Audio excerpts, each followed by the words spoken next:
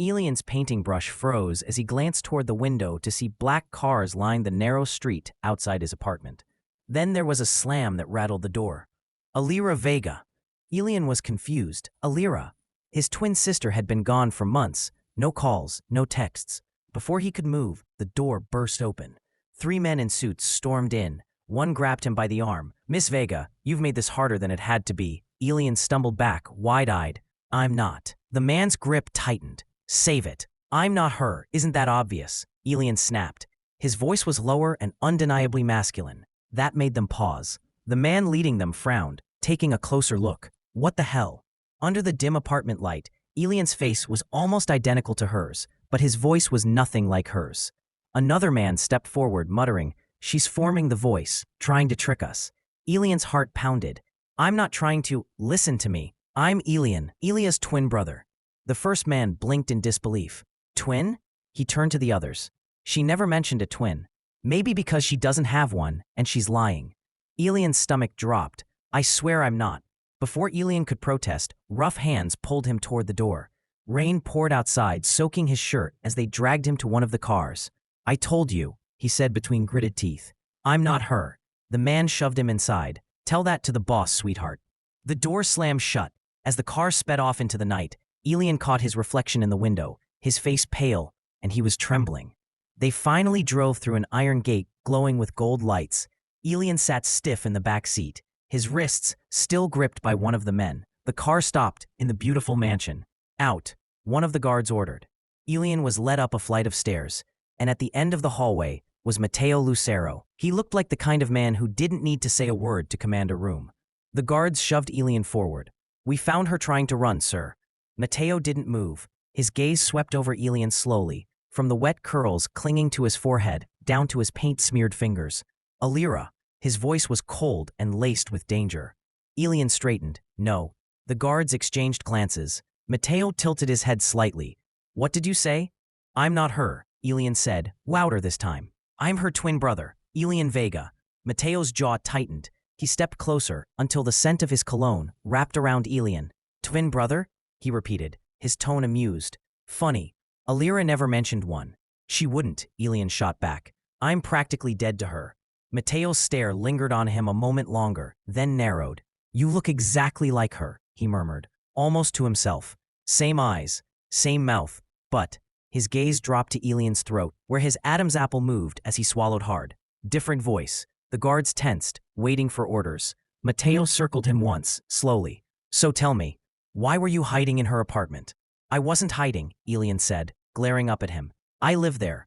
Matteo's lips curved, half amusement, half disbelief. "Convenient. It's the truth," Elen snapped. "I live with her. She hasn't been home in months. I don't know what she did, but I had nothing to do with it." Matteo stopped in front of him again. To Elian's surprise, he chuckled. ... "Nothing to do with it, huh?" He leaned closer, his breath ghosting over Elian's ear. "You're gonna clean up her mess." Elen froze. "What?" Matteo turned to his men. "Tell the priest to get ready." One of the guards hesitated. "Sir?" Matteo's voice hardened. "You heard me. The wedding goes on." Elian's stomach dropped. "Wait, what are you talking about?" Matteo looked at him with a slow, dangerous smile. "Your sister ran away on her wedding day, Elen, so you'll take her place." Elen could barely breathe. "You can't just—" "Oh, I can." Matteo's tone was ice. "And I will." He turned away, casually, as if nothing unusual had just happened. "Bring him to the altar." And with that, the heir to the Lucero family walked off, leaving Elen standing there, soaked and trembling. The sound of rain followed him all the way to the chapel. Elen's wrists weren't bound, but they might as well have been. 2 guards flanked him on either side as they led him through a long corridor. His soaked shirt clung to his skin. "Move," one of the guards muttered, nudging him forward as the chapel doors came into view. The doors creaked open. Inside, rows of empty pews stretched. There were only a few people present: the Lucero family, the guards, and the priest. And at the altar, waiting in a black suit, was Matteo Lucero. He didn't look surprised to see Elen, still trembling. He looked satisfied.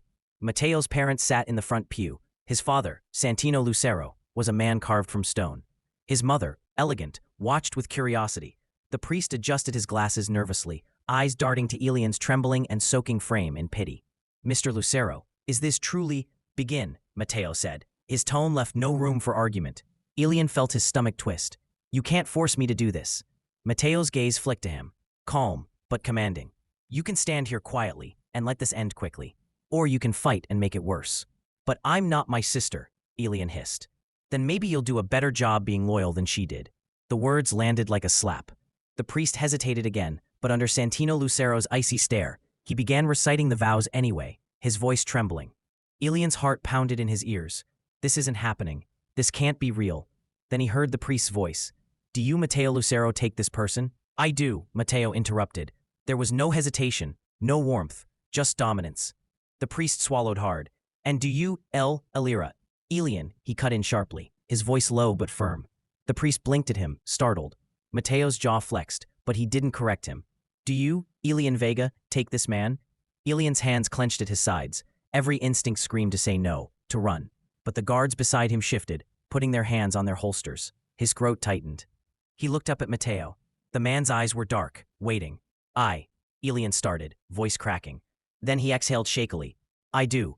Mateo's lips curved faintly like he'd just won a game. The priest gave a nervous nod, closing the book. Then by the power vested in me, I now pronounce you husbands. Mateo turned toward him, and Elen hoped he might just walk away. Instead, Mateo reached out, took his chin between his fingers, and kissed him. It wasn't soft or romantic. It was possession. When Mateo finally pulled away, he stepped back, turning to his father. It's done. Santino nodded once, satisfied. Benny stays under our roof until we find the real thief. Elen's gaze darted to Mateo, but the Mafia Heir simply walked down the aisle, leaving him with the guards. Soon after, he was nudged by one of the guards to follow him.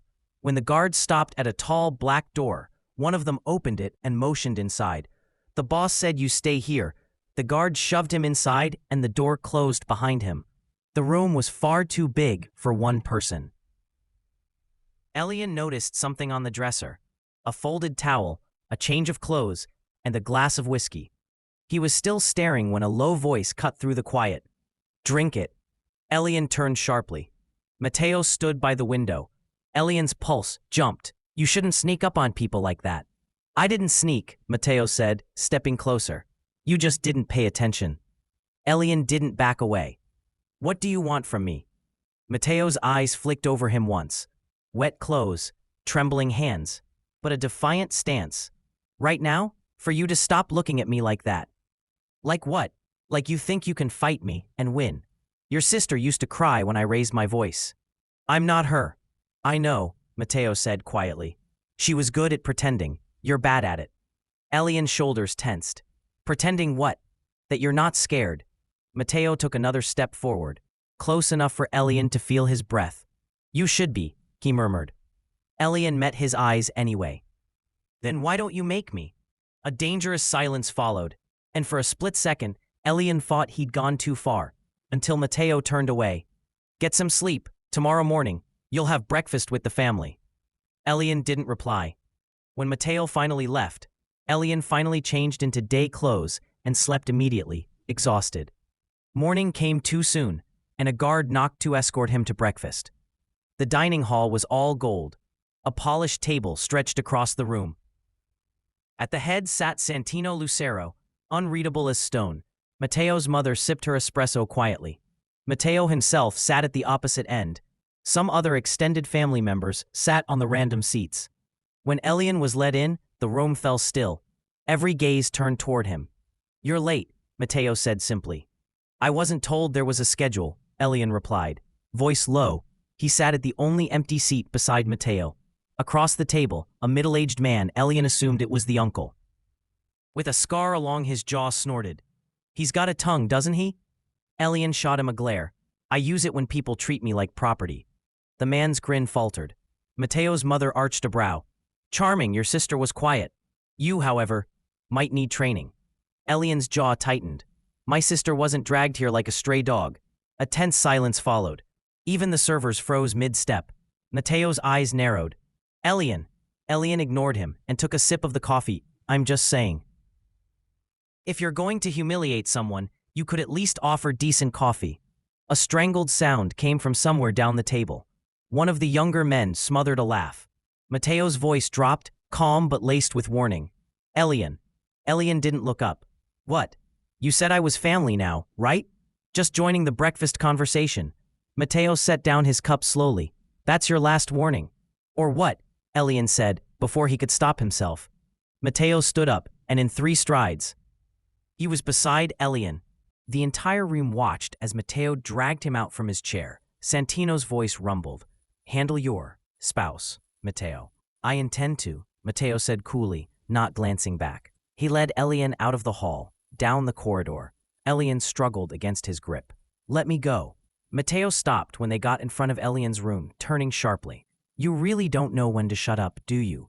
I'm not one of your men, Elen snapped. You don't get to order me. Apparently I do, Mateo interrupted. You seem to forget the vows you repeated yesterday. Oh right, Elen shot back. The vows you forced out of me. Mateo's jaw flexed. You want punishment? Fine. You've earned it. Elen froze. What? Mateo smiled without humor. You don't get a separate room anymore. From now on, you'll sleep where I can keep an eye on you. For a heartbeat, Elen didn't move. Then his eyes widened. You mean, yes, Mateo said simply. You'll be sharing my room. The silence that followed was deafening. That's not negotiable? Mateo's voice was final. No, it's not. He turned, motioning to the guard standing beside the door of Elen's room. Move his things to my suite. And with that, he walked off, leaving Elen with fury and panic crashing inside him like a storm. Share his room? Mateo Lucero had finally lost his mind. Elen entered his room and locked the door. Over my dead body, he muttered under his breath. He didn't care if Mateo was the heir to the most feared family in the city. He wasn't sleeping beside the man who had dragged him to an altar like some kind of trophy. It has been hours later since he locked the door. In those hours, he heard the guards try to open the door but with no luck. Now, at night, he heard slow family footsteps. Then the handle turned once. Then again, a pause. Elen, Mateo's calm voice came through the door. Open it. Elen crossed his arms, glaring at the wood. No, a chuckle. You're braver than I thought. Go to hell. I live there, Mateo said, voice edged with amusement. Just need to take you with me. Now open the door. Not happening. Silence. Then a sound like a click. Elen blinked. The lock snapped. The door swung open, and Mateo stepped inside, sleeves rolled up, expression dark enough to make the air thicken. He'd picked the lock. Elen backed up instinctively. What the hell? I warned you once already about testing me, Mateo said softly, shutting the door behind him. You really don't listen. Elen's pulse jumped. You can't just... Mateo moved closer. I can do whatever I please in my own house, especially with my husband. The word made Elen's stomach twist. Don't call me that. Mateo stopped right in front of him. Then stop acting like you don't belong here. I don't belong here, Elen snapped, shoving at his chest. I didn't ask for this. Mateo caught his wrist, gripped firm but not painful. Neither did I. But here we are. What do you mean by that? Elen asked, confused. For a second. Then Mateo released him and turned toward the hallway. Just come on. I'm not going anywhere with you. Mateo didn't answer. He simply grabbed Elen's wrist again, ignoring his protests, and pulled him along the corridor. Let me go, Elen hissed. Keep your voice down, Mateo said, almost lazily. You don't want to wake the guards. They'll think I'm dragging my spouse to bed for other reasons. Elen's face burned. ... You're disgusting. Possibly. They stopped at Mateo's suite. Mateo released his wrist and gestured toward the bed. You'll sleep there. Elen crossed his arms. Then where will you sleep? Mateo's smirk was dangerous. Same place. Elen's pulse stuttered. No. Yes. Mateo stepped closer, his voice low. The bed's big enough. You stay on your side, I stay on mine. You expect me to believe that? Would you prefer I tie you to the bed instead? Elen glared at him. Fine, but if you touch me, relax, Mateo said, unbuttoning his cuffs. You're not my type. Elen rolled his eyes and climbed onto the far edge of the bed, pulling the blanket around himself like armor. The mattress dipped slightly when Mateo lay down on the opposite side, his back to him. The first thing Elen noticed when he woke was warmth. Something heavy was draped over his waist, pinning him down. He shifted slightly, only to feel the unmistakable press of a chest against his back. He froze. Oh, hell no. Elen's breath hitched as he craned his neck. The Mafia Heir was still asleep, one arm slung around him, face buried in the pillow just behind his shoulder. His hair was tousled from sleep, making him look like a normal person. Elen swallowed hard. How the hell did I end up like this? He tried to move. Big mistake. The arm around him tightened instantly. Elen stiffened. Mateo, hey, wake up, he hissed, squirming a little. A low hum came from Mateo, rough with sleep. Stop moving. Elen froze again, wide-eyed. You, let go. Mateo didn't. Instead, his hand shifted slightly, settling over Elen's stomach, completely unaware of how much it made Elen's pulse race. Mateo, Elen said sharply, trying to twist around. Finally, the man blinked awake, eyes half-lidded. What time is it? Time for you to get off me, Elen snapped, glaring up at him. It took a second for realization to sink in. Mateo blinked again, glanced down at their tangled limbs, and smirked. You must have rolled into me in your sleep. I did not. Relax, Amor. You'll give people the wrong idea. Elen's cheeks burned. You already gave people the wrong idea the second you dragged me into this bed. Elen shoved his arm off and scrambled upright, clutching the blanket to his chest. I'm taking the couch tonight. There's no couch, Mateo said simply, sitting up too. Unless you'd prefer the floor. Elen glared at the place the couch definitely was last night. There was definitely a couch. Did you move it? Mateo's only response was a lazy shrug as he swung his legs off the bed. The sheet slipped down his back, revealing muscles and faint scars. Elen looked away so fast he nearly gave himself whiplash. Then there was breakfast. The long dining table felt like a battlefield. He ate in silence. Halfway through the meal, Mateo's mother finally spoke. You're quieter than your sister, at least for today. Elen looked up cautiously. Her tone wasn't sharp, just curious. He cleared his throat. Ayra always had more to say. A faint smile touched her lips. She did, too much sometimes. Mateo stayed silent, sipping his espresso. His mother continued, eyes never leaving Elen's face. I was harsh yesterday, she said finally. I thought you were like her. That's why I didn't bother to hide my disgust. Elen blinked, startled by the honesty. You thought I was like Ayra? She fooled everyone, the woman said softly. Her charm was her weapon. We thought she loved Mateo, that she was loyal. Mateo's hand stilled on his cup. Elen looked between them, frowning. What are you talking about? He asked carefully. Your sister, she said, voice lowering, was seeing another man, a rival family's son. Elen's breath caught. He didn't even know what to say. Mateo finally spoke, his tone clipped. We caught her transferring one of our business codes to that man. A code that could have compromised half of our operations. Elen's stomach dropped. You mean she was betraying us? Mateo finished coldly. Yes. Elen's chest tightened. I haven't heard from her in months. She just disappeared. I didn't even know where she was. Mateo's mother looked at him, her expression softening. You're not like her. You have fire, but there's honesty in it. Elen didn't know what to do with that. Compliment? Pity? Before he could respond, a deep voice cut through the air. Enough sentimentality. Elen turned. Mateo's father, Santino Lucero, stood by the doorway, tall, cold, presence filling the room like a storm. His sharp eyes landed on Elen. The marriage is what matters now, he said, whether he's like his sister or not. Elen stiffened under the man's gaze. What do you mean by that? Santino moved closer, his steps slow. I mean, boy, that this union has already been written into our contracts. If you try to run. He smiled, but there was no warmth in it. You'll make things difficult for your family. Elen's blood ran cold. You wouldn't.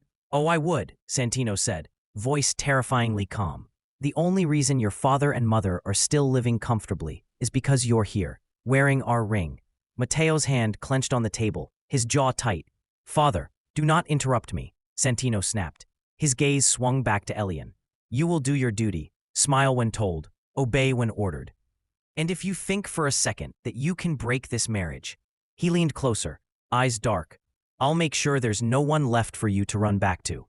Elen couldn't breathe. The room felt smaller.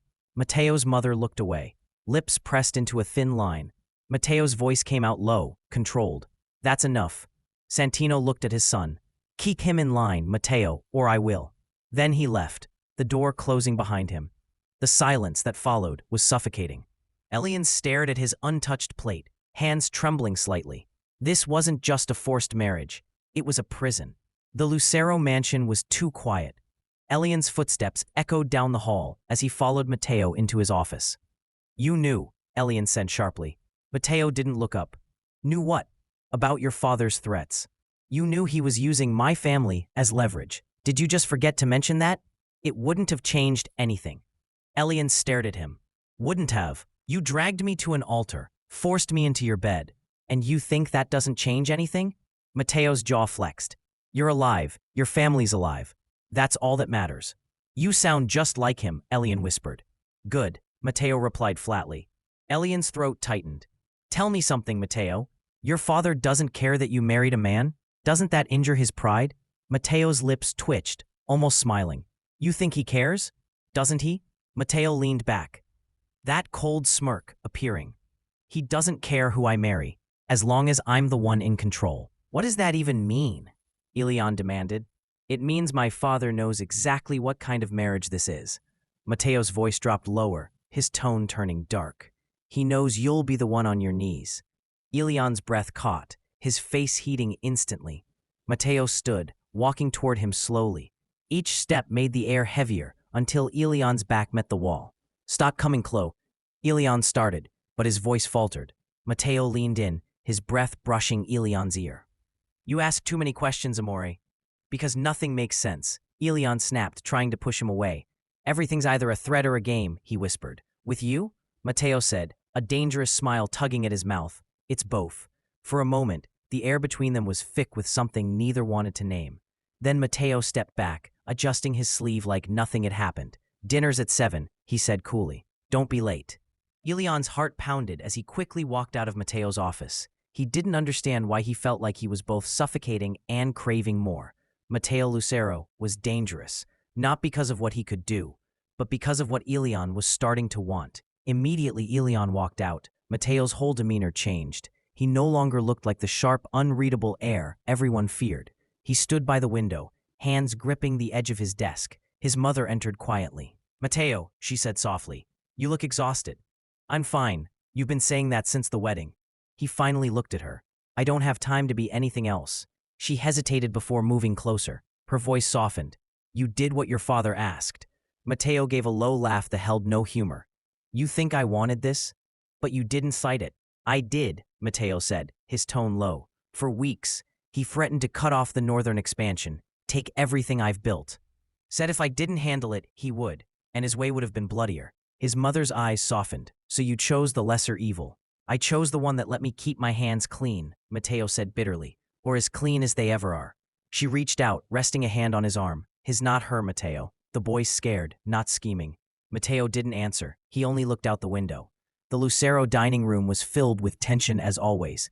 Elen sat stiffly between Mateo and his mother, doing everything he could not to make eye contact with Santino, Mateo's father. He spoke halfway through the meal, voice cutting through the quiet. Mateo, you are married now. Elen's fork froze halfway to his mouth. Yes, Mateo said smoothly, legally and completely. Don Santino's gaze flicked to Elen, then back to his son. Completely? Mateo didn't blink. Completely. The room went still. Even the servants paused. Elen swallowed hard. What's that supposed to mean? Santino's lips curved faintly.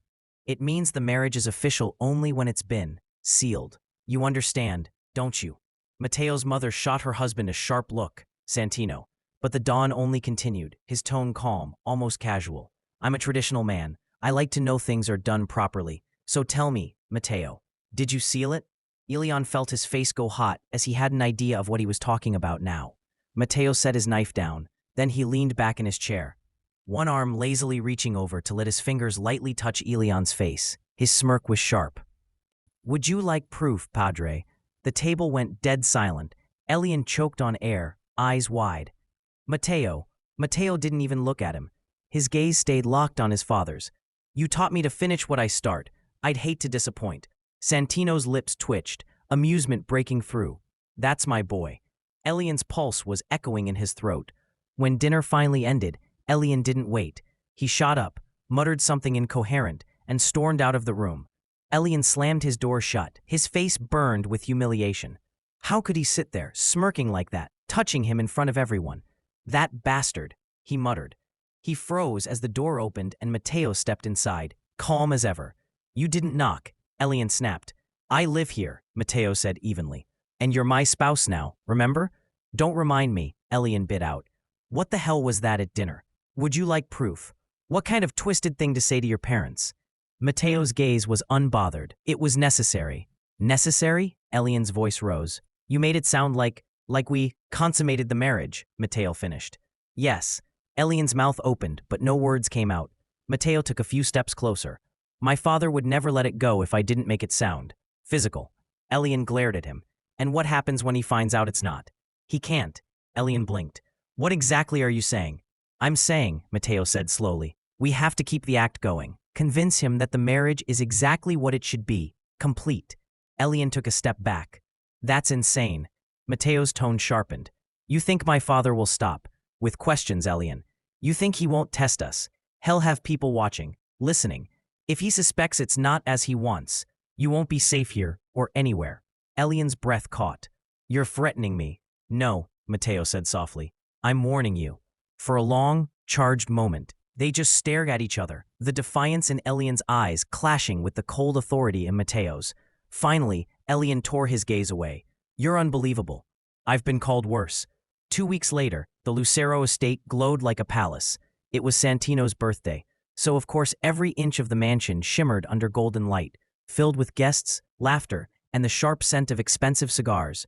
Mateo stood in front of the mirror, buttoning his cufflinks. Remember what I told you, Elian? Already dressed in a tailored black suit Mateo had picked out for him, crossed his arms.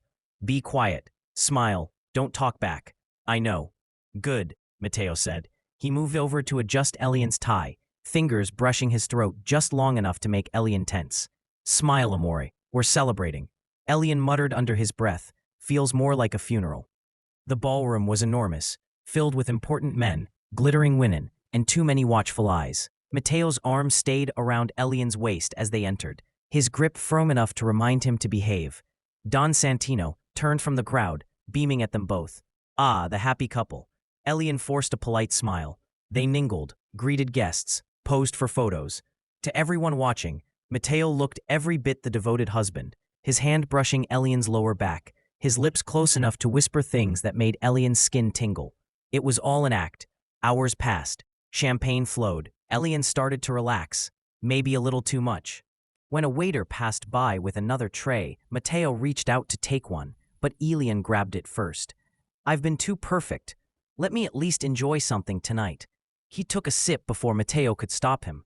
A few minutes later, Elian felt strange, too warm, too aware of everything. The music seemed slower. He tugged lightly at his collar. Why is it so hot in here? Mateo frowned. It's not.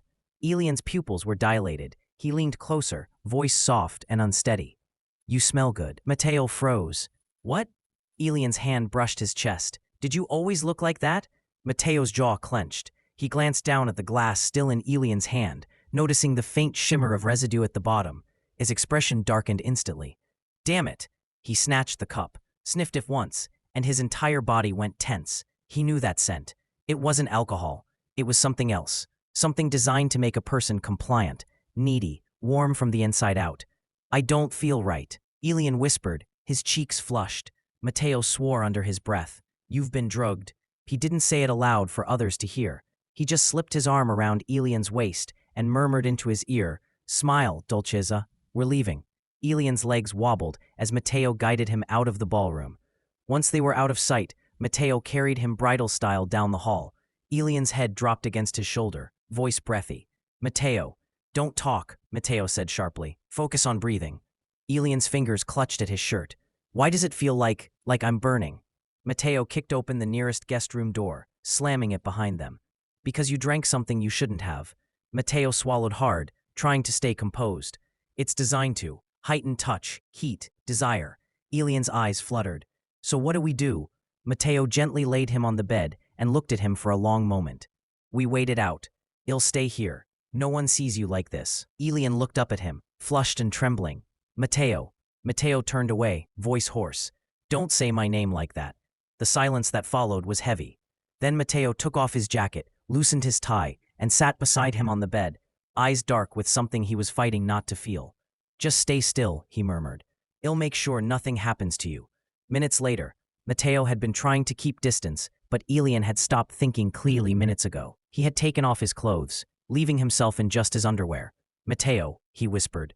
Don't, Mateo said, voice tight. You don't know what you're asking for. Elen turned toward him, eyes dazed and pleading. Then tell me to stop. Mateo's jaw flexed. I'm trying, but Elen was already leaning forward, his fingers brushing Mateo's sleeve. Mateo caught his wrist before it could go further.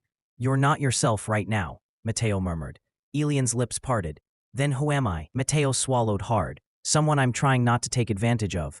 Elen's voice was barely a whisper. You wouldn't hurt me. Mateo exhaled slowly, his restraint hanging by threads. You don't know what I would do. Elen's body swayed toward him. Mateo reached out, steadying him before he could fall, and that single touch undid something between them.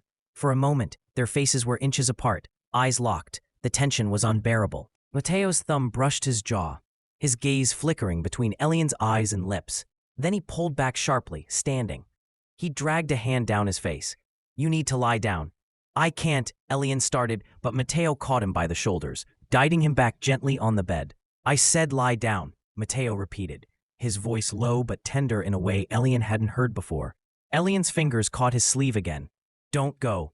Mateo hesitated. Then, without a word, he sat beside him, staying close but not close enough to touch. Elen's eyes fluttered, his body still restless, but exhaustion slowly started to take over.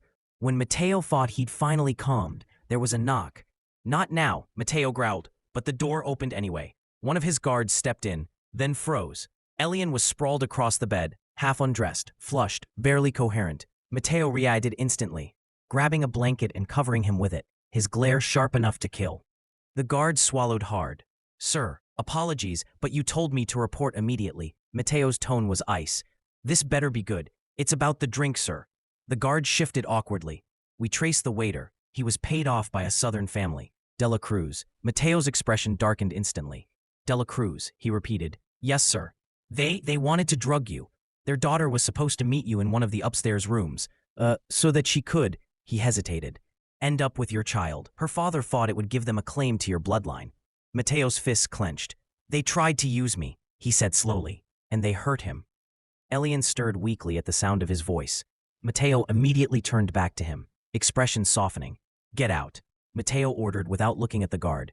Yes, sir. The door shut quickly. Mateo sat back down on the edge of the bed, brushing a strand of hair off Elen's forehead. Of all the ways for this night to end, he murmured, voice low. You had to take my bullet, didn't you? Elen woke up to the sound of rain tapping against the window. His head felt heavy, his throat dry, and his skin still burned. He blinked. Mateo himself was sitting in an armchair across the room, phone pressed to his ear. His shirt sleeves were rolled up, his expression colder than Elen had ever seen it. When Mateo noticed him stirring, he ended the call immediately. You're awake, he said quietly. Elen tried to sit up, but the room spun. Mateo was beside him in 2 strides. Don't move too fast. You still got traces of that drug in your system. Elen frowned weakly. What happened? Mateo exhaled. You were drugged, but it wasn't meant for you. Elen's face flushed with the memory of himself taking off his clothes and the things he said. Mateo picked up a glass of water from the table and held it out. Drink. Elen obeyed, though his hands trembled slightly. His body ached. Elen gave a faint, tired laugh. You are behaving like you actually care. Mateo's gaze met his, unreadable. Maybe I do. Elen looked away, suddenly aware of how close Mateo was. You shouldn't look at me like that, he whispered. Mateo tilted his head slightly. Like what? Like you mean it. Mateo didn't answer. He just reached forward and adjusted the blanket around Elen's shoulders. Get some rest. Your fever's coming back. Elen's eyes fluttered shut. And you? I have business to handle, Mateo said. People to remind what happens when they touch what's mine. Elen's lips curved faintly, even half asleep. What's yours, huh? Mateo leaned down, his voice barely a whisper near Elen's ear. You are mine. Elen breath caught, but before he could reply, Mateo stood and left the room. The next morning, Elen was sitting quietly against the headboard. He heard footsteps outside the door. When it opened, it wasn't Mateo who entered. It was Mateo's mother. Good morning, dear, she said gently, carrying a small tray. The aroma of broth and herbs filled the air. I brought you something warm. Elen blinked in surprise. He had barely spoken to her since the wedding. Her tone now was nothing like before. Gone was the sharp coldness. You cooked this? Elen asked, his voice rough. She smiled faintly. I did. I heard about what happened. Elen hesitated, unsure what to say. She set the tray on the table beside him and took a seat. I owe you an apology, she said suddenly. Elen looked up, startled. I thought you were like Ayra, she continued softly. That's why I was cruel. But after watching you these past 2 weeks, I can see you're not. Elian's hands tightened in his lap. I haven't seen her in months. I believe that, she said gently. Mateo didn't want to punish you. He fought his father for hours the night before the wedding. Elian's head snapped up. He what? He didn't want to do this to you. You're kidnapping. The marriage, those weren't his decisions. She paused, eyes softening. He tried to send you back quietly. His father wouldn't allow it. Elen felt something inside him shift, the anger had been carrying cracking just slightly. Why are you telling me this? He asked quietly. Because you should know, she said simply. My son has his father's eyes, but not his heart. Elen looked down, his chest tight. She smiled faintly. He'll never admit it, but when you got sick. He didn't leave your bedside all night. Elen froze. He didn't? She shook her head. He called the doctor 3 times. A small laugh escaped Elen before he could stop it. He really did that? Yes, she said amused. He cares more than he wants anyone to see. Elen thought about the way Mateo had taken care of him. It didn't fit the image of the cold Mafia heir who had dragged him to the altar. Maybe Mateo wasn't a villain. When Mateo's mother stood to leave, she touched Elian's shoulder lightly. Rest, dear, he'll be back soon. The rain had stopped by the time Mateo returned. Elen sat up in bed, a book open in his lap. He heard Mateo's familiar footsteps before he saw him. When the door opened, Mateo stepped inside. You're awake, he said simply, closing the door behind him. I've been awake, Elen replied. You were gone all day. Mateo didn't answer. Instead, his eyes flicked to the empty bowl on the table. My mother fed you, I see. She did. Elen paused. She also talked. That made Mateo turn to face him fully. About what? Elen met his gaze. About how you tried to stop this. Mateo's jaw clenched. She shouldn't have told you that. Why? Because it makes you look human? Something in Mateo's expression shifted, his composure cracking for just a second. He turned away. Because it doesn't change anything. It changes everything for me. If you had refused to kidnap me, what should he have done? Elen asked quietly. Mateo stared out the window. If I refused to kidnap you and marry you, he would have found you himself. His voice was low, but the fury underneath was raw. And trust me, Elen, you wouldn't have survived that. Elen froze. You mean he would have? Yes. Mateo's gaze was sadder. I married you to protect you, not to own you. Elian's throat went dry. You could have told me. Mateo sighed, dragging a hand through his hair. You were supposed to hate me, he said quietly. It was easier that way. Elian's voice trembled. And now? Mateo's eyes lingered on him. Now I'm not sure what's easy anymore. Get some rest, he said softly, and turned toward the door. But Elian's voice stopped him. Mateo. Mateo looked back. Thank you, Elen said simply. Don't thank me, he murmured. You'll probably hate me again soon enough. And then he left. Elen sank back against the pillows, heart pounding. For the first week after their late-night confrontation, Mateo kept his distance. He still ate breakfast with Elen. Still made sure the doctor checked on him. Elen tried not to let it bother him. He told himself he didn't care if Mateo ignored him, that he was better off not falling for someone who had literally dragged him to an altar. But every time Mateo brushed past him in the hallway, Elian's chest tightened just a little too much. And then, one night, everything changed. It was late, close to midnight, when the sound of footsteps thundered down the hall, followed by shouting. Elen shot upright in bed. Before he could move, Mateo burst into the room, gun in hand. Stay here, he ordered, voice commanding. Elen blinked at him, heart pounding. What's happening? Don't leave this room. Mateo's gaze flicked briefly over him, checking to see if he was harmed, and then he was gone. Elen ignored the warning, slipping out of bed and moving toward the door. He could hear muffled voices downstairs. Mateo's, deep and furious, and someone else's, pleading. When Elen crept halfway down the staircase, he froze. Mateo stood in the grand foyer, gun still in hand, surrounded by guards, and in front of him, trembling, her wrists bound, was Ayra. Please, she cried. Please, I didn't know. Elian's blood ran cold. Ayra? He breathed. Her head snapped up. For a moment, her face lit up in disbelief. Elen? Mateo turned at the sound of his voice. You shouldn't be down here. Ayra's eyes widened, darting between them. You're here? You, she stammered. Realization dawning slowly, her tone turning pitiful. Oh, Elen, what did they do to you? Did they hurt you? Elian's throat tightened. No, she burst into tears. This is my fault. They took you because of me, didn't they? Mateo, please, don't punish him for what I did. Ayra, Mateo said coldly, You don't get to use tears as weapons here. But Elen stepped forward instinctively. Mateo, please. His voice softened, almost pleading. Don't hurt her. She's my sister. Mateo's jaw tightened. He didn't lower the gun. Do you have any idea what she's done? Yes, Elen whispered. But she's still my family. Mateo's eyes flicked between them. For a long, tense moment, no one spoke. Then, finally, he lowered the gun slightly, motioning for the guards to take her away. She stays locked in the east wing until I decide what to do with her, he said. Elen let out a shaky breath. As Ayra was dragged away, she turned back, giving Elen a sad look. I'm sorry for bringing you into this mess. When she disappeared down the hall, Mateo finally looked at Elen. You have no idea what you've just done, he said. Elen swallowed. I wasn't going to let you kill her. Mateo stepped closer, his voice dropping. You don't understand what your sister really is, Elen. You think she's a victim. She isn't. She's a weapon. Elen looked up at him, shaken by the cold certainty in his tone. You're wrong. There must be some explanation. Have you thought that maybe she was forced to betray? Mateo didn't argue. I hope so. For her sake. Then he turned and walked away. The next morning, the mansion woke to chaos. Guards whispered in the halls, somewhere downstairs. Mateo's voice cut through the noise. Elen sat on the edge of the bed, his hands shaking. Something was wrong. When the door opened, it wasn't Mateo. It was one of the guards.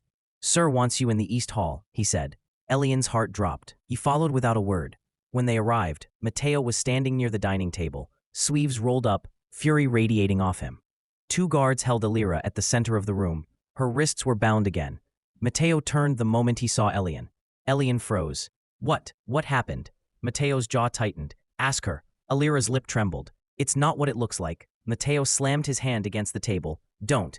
Everyone in the room fell silent. One of my men caught her bribing a guard last night. She promised him 50,000 to hurt you, knock you out, and of course, help her escape. Elen's world tilted. That's not true, he whispered. Ayra's eyes filled with tears instantly. Elen, please, you know me. He's lying to you. They're all lying. Elen shook his head slowly, stepping closer. Ayra, tell me you didn't. I didn't, she cried. I swear. I just wanted to get out of here. Mateo's making it sound worse, so he can keep us both trapped. Elen turned toward Mateo, desperate. She's scared, Mateo. Look at her. You think she's capable of something like that? Mateo's expression didn't waver. Yes. The single word hit like a blow. She's done worse, he continued. You just don't want to see it.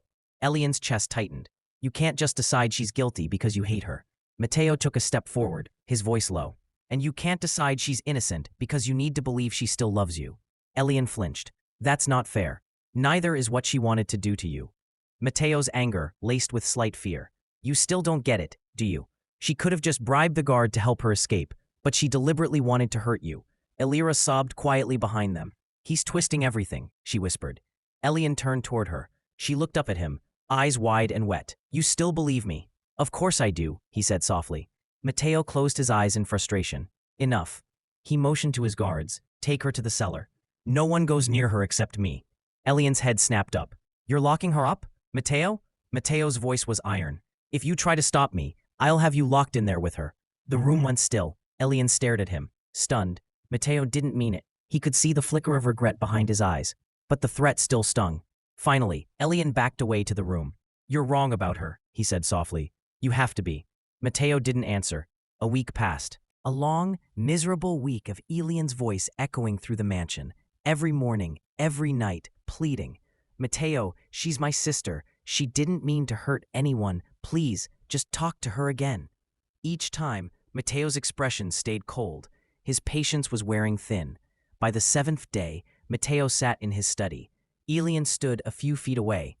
I'm not asking for much, Elen whispered. Just give her another chance. If you could hear how sorry she sounds. Sorry? Mateo's voice was low. He didn't look at him. She's not sorry, Elen. She's manipulating. You don't know that.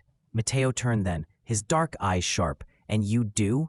Elen swallowed, his throat dry. She's my sister. I know her. Something in Mateo snapped. He stood and faced him fully, his tone quieter now. Fine. Elen blinked. What? Mateo's voice turned calm. If you're so certain she's innocent, we'll test that theory. He stepped closer. I'll go talk to her myself. Right now. And you. He tilted his head slightly. You're going to follow me. Quietly. Elen frowned in confusion. Why? Because you'll hear her for yourself, Mateo said simply. No guards, no interruptions, just her and me. If she doesn't try anything, I'll keep my word. Elian's heart skipped. You mean, I'll let her go? Relief flickered across his face. Mateo, thank you. Don't thank me yet. Mateo's tone was sharper now. If she proves me right, you'll never mention her freedom again. You understand? Elian hesitated but nods. I understand. Good. Follow me. And without waiting for another word, he started down the hall toward the cellar. Elian walked behind him in silence until they stopped before the heavy iron door. He turned, his voice low. Stay behind the corner, Mateo said. Don't make a sound, no matter what you hear. Elian nodded quickly. Mateo looked at him one last time, then opened the door. Inside, Ayra sat on a small cushioned chair, her wrists now free, her hair brushed neatly.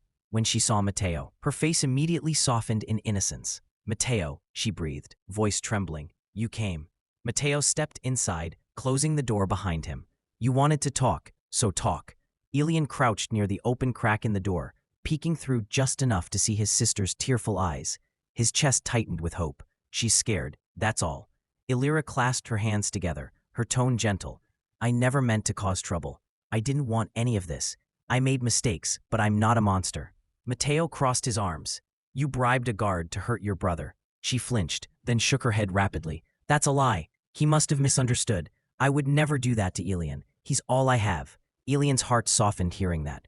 But Mateo didn't move. His gaze stayed cold. You're good at pretending. I'm not pretending. Her voice cracked. You're not heartless, Mateo. You know what love can make people do. Her eyes flicked up through her lashes, sudden, calculated. I could love you, too, if you let me. Mateo's expression didn't change. Don't. But Ayra stood, slowly crossing the short distance between them. You don't have to keep me locked up. You could have someone who actually wants to be by your side. Elian doesn't fit here. You know that. Elian froze where he hid. What? Ayra's voice dropped lower, softer. He's weak. He feels too much. You deserve someone who understands power. Her fingers reached toward Mateo's chest. Someone like me. Mateo caught her wrist before she could touch him. His voice was calm. Keep talking. Ayra blinked. What? Go on, he said simply. Tell me more about how weak he is. Her mask slipped. Her tone sharpened, venom seeping through her words. He's a fool. He always has been. See the way he immediately believed me? You think someone like that can survive in this world? He's pathetic. He'll always be pathetic. Elian's breath hitched quietly behind the door. The words felt like knives.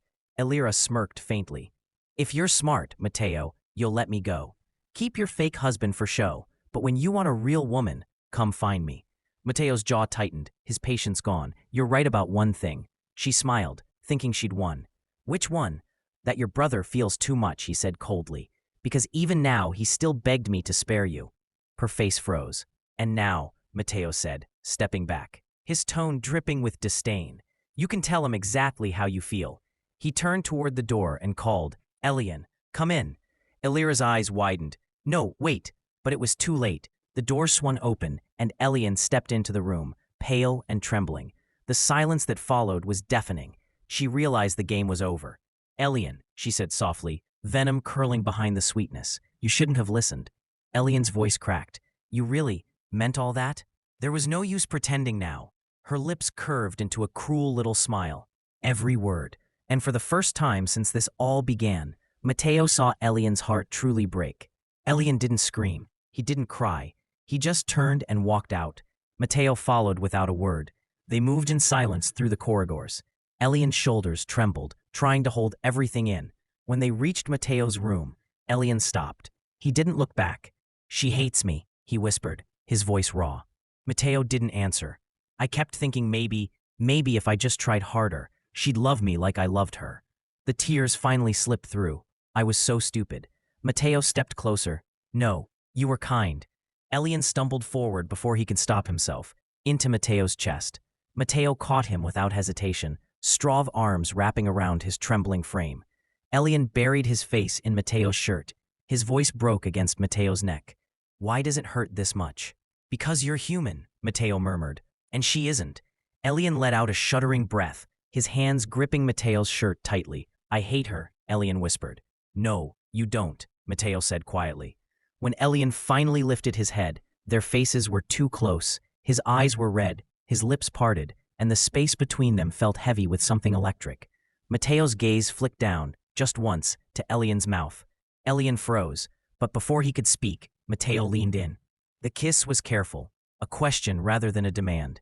Elen didn't pull away, his hands fisted in Mateo's shirt, and the kiss deepened. When Mateo finally drew back, his forehead rested against Elian's. "You don't have to pretend you're fine anymore," he whispered. Elian's breath shivered out.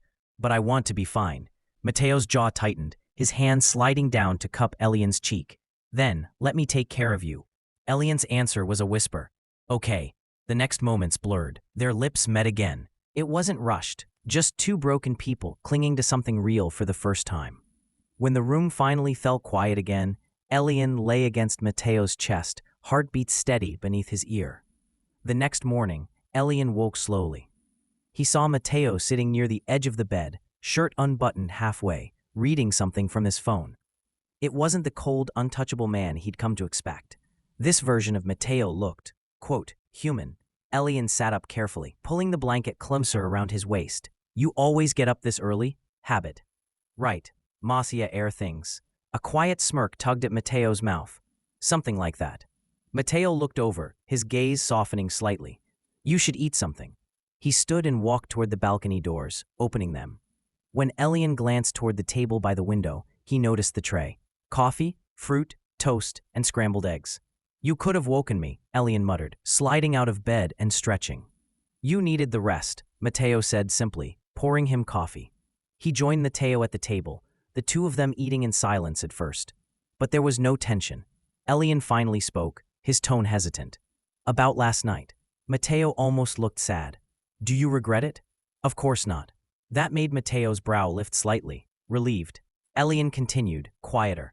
"It didn't feel wrong." His gaze lingered on Elen. "It wasn't," he said finally. They finished breakfast like that. When Mateo stood to leave for his meetings, he paused beside Elen, leaning down to kiss his cheeks. "Dinner tonight," he murmured, "with my family. Try not to provoke my father." Elen tilted his head with a faint smirk. "No promises." Mateo chuckled under his breath. Dinner that night was quiet.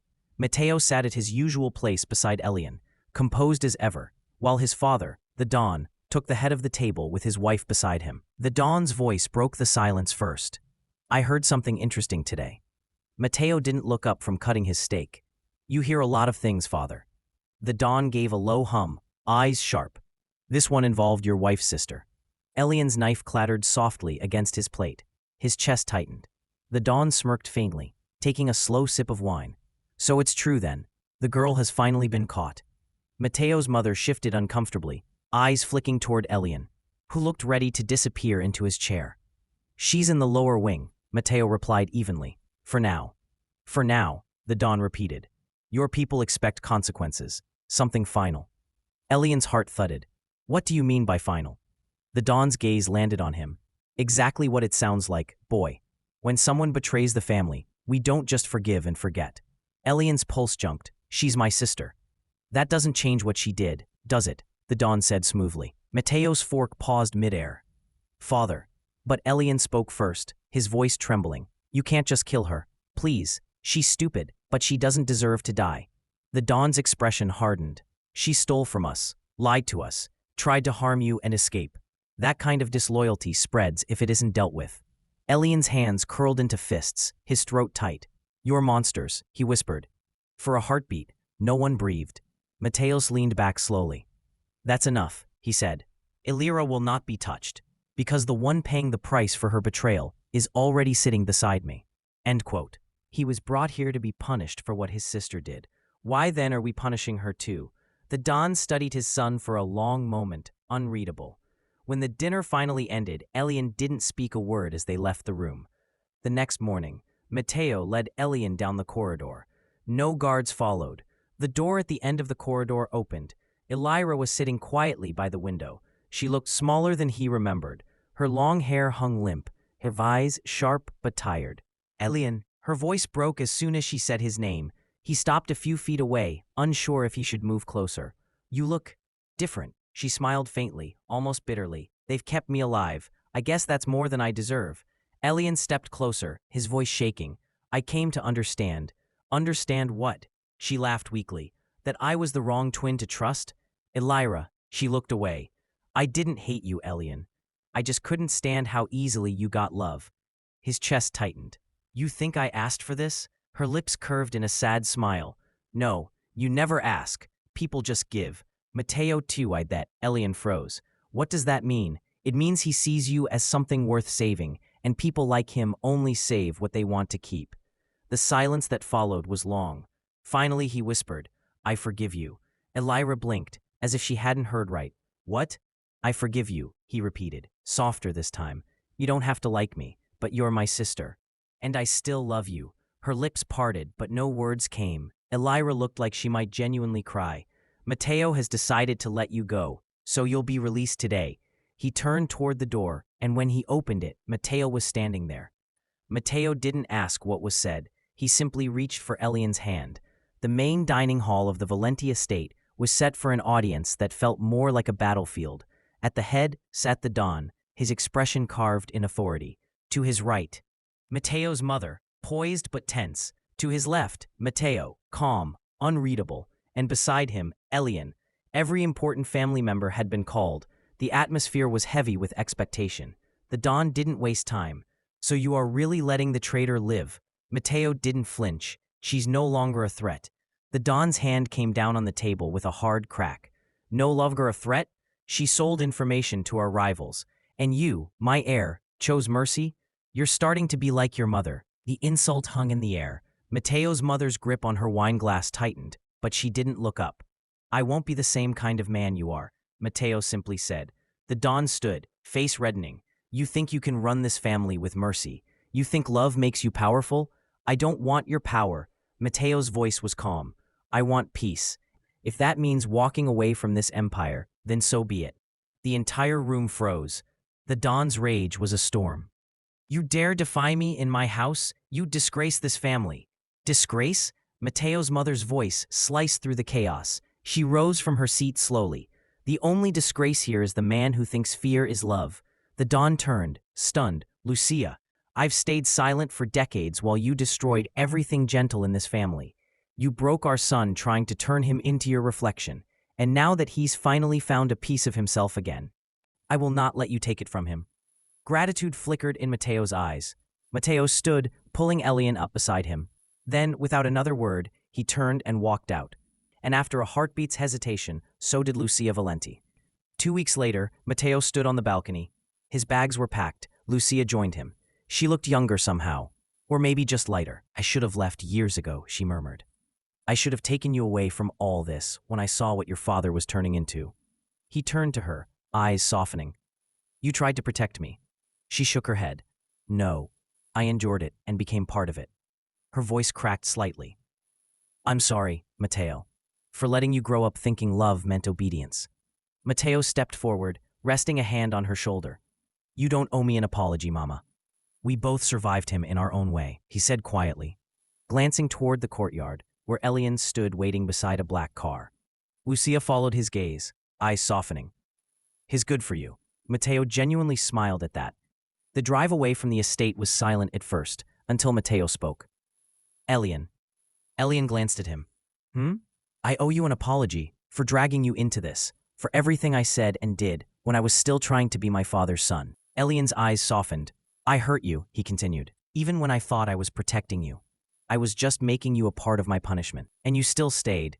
He stopped, swallowing hard. You still looked at me like I was worth saving. Elen reached over, resting a hand on his arm. I stayed because I saw who you were, Mateo, not the heir. Mateo glanced at him then, eyes warm in a way Elen had never seen before. They found a small villa on the outskirts of a quiet coastal town. Mateo worked quietly, helping locals with business deals. Nothing illegal, nothing bloody. Elen painted again.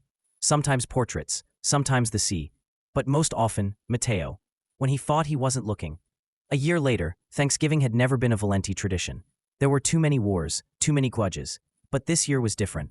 Lucia had arrived 2 days ago. She'd gotten a divorce, weeks after Mateo and Elen left. Now she stood in the kitchen, wearing one of Elen's aprons, trying not to burn the bread while Mateo chopped vegetables beside her.